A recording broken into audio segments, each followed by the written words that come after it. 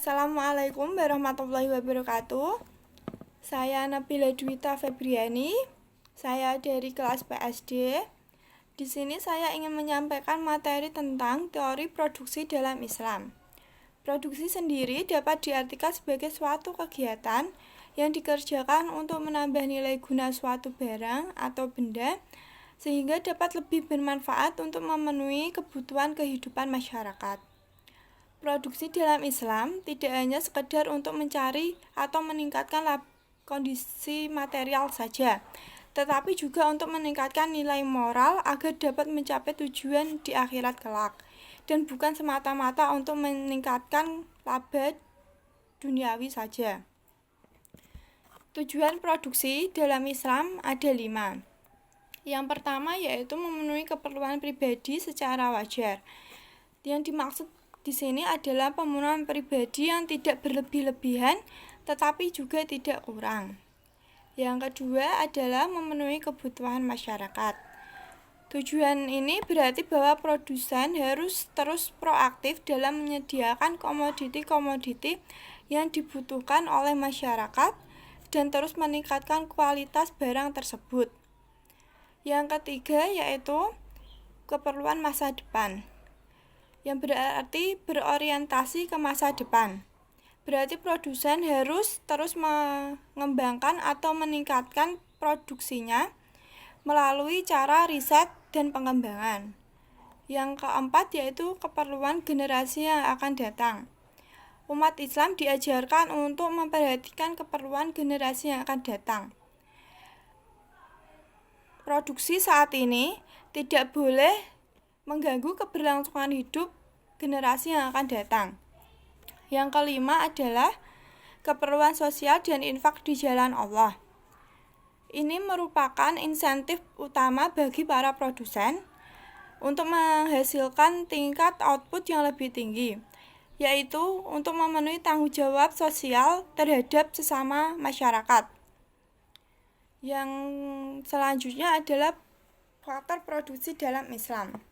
Faktor produksi ialah suatu fungsi atau persamaan yang menunjukkan hubungan antara tingkat penggunaan output dengan tingkat penggunaan input. Maksudnya di sini adalah tingkat produksi suatu barang tergantung pada jumlah modal, jumlah tenaga kerja, jumlah kekayaan alam, dan juga tingkat teknologi yang digunakan. Karena semua input yang akan digunakan itu mengandung atau menggunakan biaya.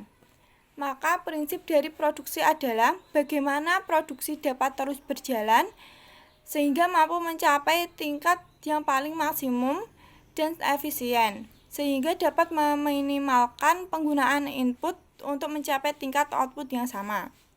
Teori produksi dalam ilmu ekonomi Islam dibagi menjadi 2 pendekatan atau 2 analisis. Yang pertama, teori produksi dengan satu faktor berubah atau teori produksi sederhana yang menggambarkan tentang hubungan antara tingkat produksi suatu barang dengan tenaga kerja yang digunakan untuk menghasilkan suatu barang atau tingkatan barang tersebut.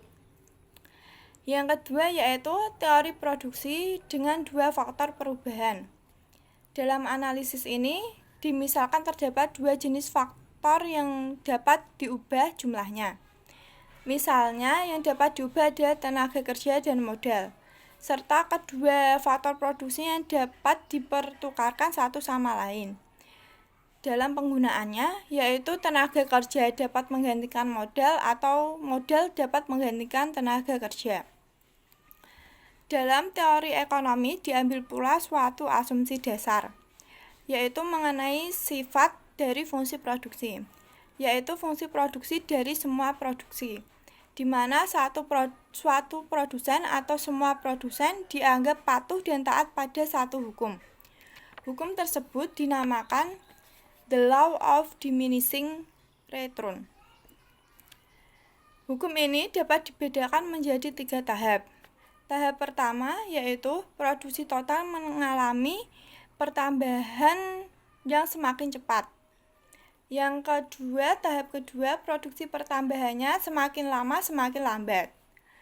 Yang ketiga atau tahap ketiga, produksi total semakin lama semakin berkurang atau tidak ada pemasukan. Cukup sekian yang dapat saya sampaikan. Kurang lebihnya saya mohon maaf. Wassalamualaikum warahmatullahi wabarakatuh.